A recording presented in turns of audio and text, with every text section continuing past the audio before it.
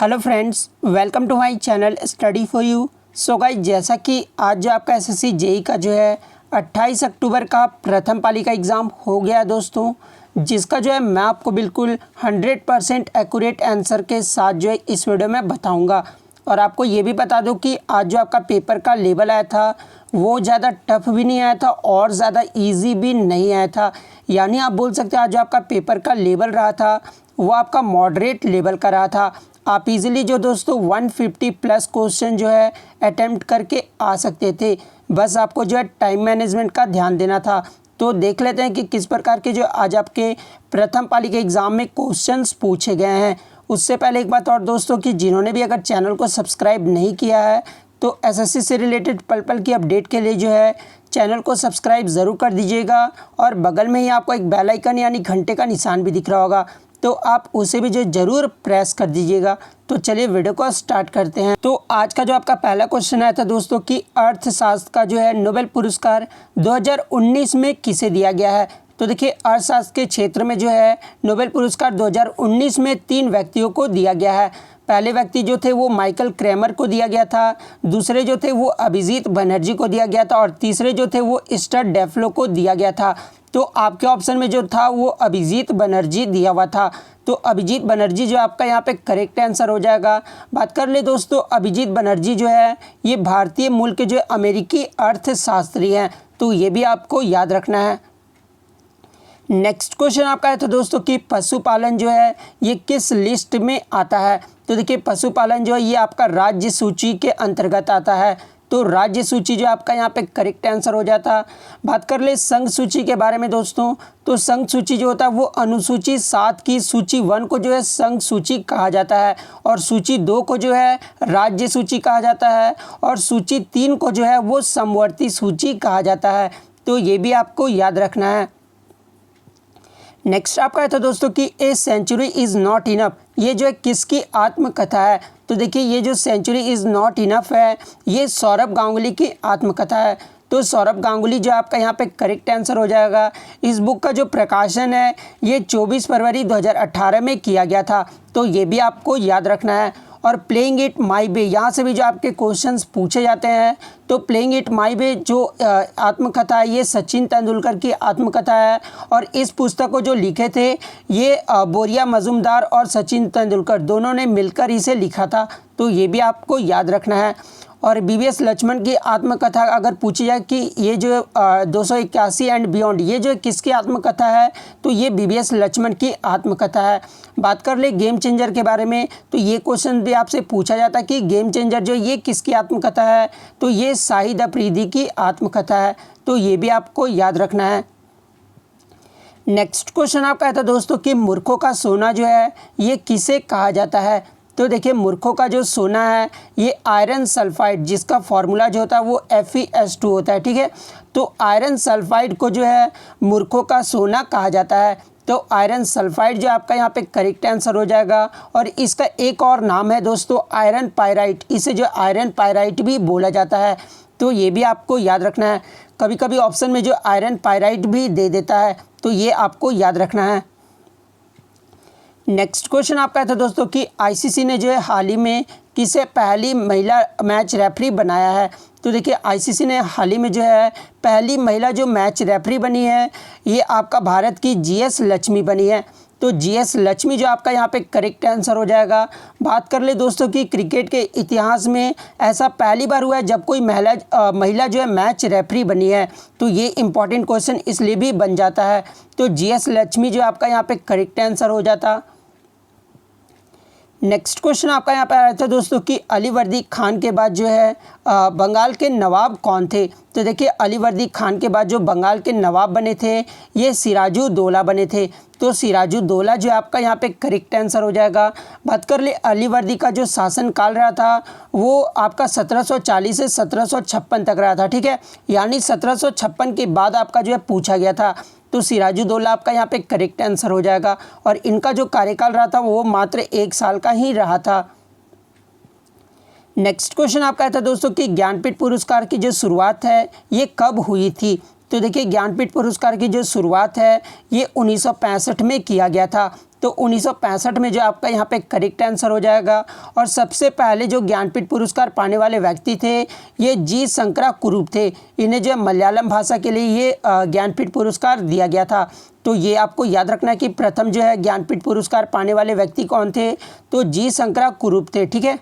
और 2019 का ये आपको ये भी याद रखना, आगे के शिफ्ट में आपसे पूछा जाता है। तो 2019 का जो 55वां जो ज्ञानपीठ पुरस्कार दिया गया था ये अक्तिम अच्युत नंबूतरी को दिया गया था और ये जो है मलयालम भाषा के लिए इन्हें दिया गया था। तो ये भी आपको याद रखना है। और 2018 का जो 54वां ज्ञानपीठ पुरस्कार है ये अमिताभ घोष को दिया गया था और इन्हें जो इंग्लिश भाषा के लिए भी दिया गया था। तो ये भी आपको याद रखना है। नेक्स्ट क्वेश्चन आपका यहाँ पर आया था दोस्तों कि विश्व प्रेस स्वतंत्रता सूचकांक 2019 में जो है भारत की रैंक पूछी गई थी। तो देखिए आपका जो करंट अफेयर्स आ रहा है वो आपका 2019 से आ रहा है, ठीक है। तो आप 2019 के जो है करंट अफेयर ज़रूर देख कर जाइएगा। तो विश्व प्रेस स्वतंत्रता सूचकांक 2019 में जो भारत की रैंक रही थी वो 140वां स्थान रहा था। टोटल 180 देशों में जो है भारत की रैंकिंग 140वां रहा था। तो 140 जो आपका यहाँ पे करेक्ट आंसर हो जाएगा। बात कर ले मानव विकास सूचकांक में जो भारत की रैंकिंग रही थी वो 129वें स्थान पर रहा था। टोटल 189 देशों में जो है भारत 129वें स्थान पर रहा था। तो ये भी आपको याद रखना है। नेक्स्ट क्वेश्चन आपका है था दोस्तों कि मुगल वंश के जो है संस्थापक कौन थे। तो देखिए मुगल वंश के जो संस्थापक थे ये बाबर थे। तो बाबर जो आपका यहाँ पे करेक्ट आंसर हो जाएगा। इनका जो कार्यकाल रहा था वो 1526 से 1530 तक रहा था। तो ये भी आपको याद रखना है। नेक्स्ट क्वेश्चन आपका है था दोस्तों कि राष्ट्रपति जो है अपना त्यागपत्र किसे सौंपता है। तो देखिए ये जो है आपके हर एग्जाम में क्वेश्चन इस प्रकार के पूछे जाते हैं। तो इसके साथ में जो आपको एक्स्ट्रा फैक्ट भी बताने वाला हूँ। तो देखिए राष्ट्रपति जो अपना त्यागपत्र जो है ये उपराष्ट्रपति को सौंपते हैं। तो उपराष्ट्रपति जो आपका यहाँ पे करेक्ट आंसर हो जाएगा। अब इसके एक्स्ट्रा फैक्ट के बारे में देख लेते हैं दोस्तों। यहाँ पे आपका पद दिया हुआ है, यहाँ पे शपथ और यहाँ पे त्यागपत्र दिया हुआ है। तो राष्ट्रपति को जो शपथ दिलाते हैं ये मुख्य न्यायाधीश, सुप्रीम कोर्ट के जो मुख्य न्यायाधीश होते हैं वो राष्ट्रपति को शपथ दिलाते हैं और त्यागपत्र जो है ये उपराष्ट्रपति को देते हैं। तो ये आपको याद रखना है। उपराष्ट्रपति को जो शपथ दिलाते हैं ये राष्ट्रपति के द्वारा दिया जाता है और उपराष्ट्रपति जो अपना शपथ ये त्यागपत्र देते हैं ये राष्ट्रपति को देते हैं।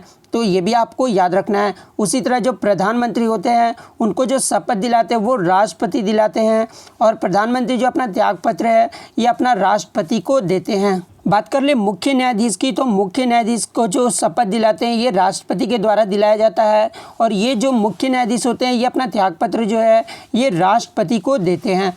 बात कर ले लोक सभाध्यक्ष के, तो लोकसभा अध्यक्ष को शपथ कोई भी नहीं दिलाता है और ये जो अपना त्यागपत्र है ये अपना उपाध्यक्ष को देते हैं। तो ये भी आपको याद रखना है। और एक आपका मंत्रिपरिषद से भी पूछा जाता है। तो मंत्रिपरिषद को जो शपथ दिलाते हैं ये राष्ट्रपति दिलाते हैं और मंत्रिपरिषद जो अपना त्यागपत्र है ये अपना प्रधानमंत्री को सौंपते हैं। तो ये भी आपको याद रखना है। नेक्स्ट क्वेश्चन आपका है था दोस्तों कि राष्ट्रपति और उपराष्ट्रपति के चुनाव संबंधी विवाद जो है कौन सुलझाता है। तो देखिए राष्ट्रपति और उपराष्ट्रपति के चुनाव संबंधी जो विवाद होते हैं उसको जो है सुप्रीम कोर्ट सुलझाता है, ठीक है। तो सुप्रीम कोर्ट जो है आपका यहाँ पे करेक्ट आंसर हो जाता है। नेक्स्ट आपका है तो दोस्तों कि लोहित और दिव्यांग ये जो किसकी सहायक नदियां हैं। तो देखिए ये जो लोहित और दिव्यांग है ये ब्रह्मपुत्र नदियां की जो सहायक नदियां हैं। तो ब्रह्मपुत्र जो आपका यहाँ पे करेक्ट आंसर हो जाएगा। बात कर ले दिव्यांग नदी और लोहित नदी ये जो है भारत के असम और अरुणाचल प्रदेश राज्य में स्थित है, ठीक है। तो ये आपको याद रखना है। ये जो दिव्यांग नदी और लोहित नदी है ये भारत के असम और अरुणाचल प्रदेश राज्य में बहते हैं। तो ये फैक्ट आपको याद रखना है। नेक्स्ट क्वेश्चन आपका था दोस्तों कि बंगाल का जो प्रथम गवर्नर जनरल कौन था। तो देखिए यहाँ से कल भी आपके क्वेश्चंस पूछे गए थे इसलिए मैं जो है सारे फैक्ट आपको इस क्वेश्चंस के बता दूंगा, ठीक है। तो बंगाल का जो प्रथम गवर्नर जनरल थे ये वारेन हेस्टिंग थे।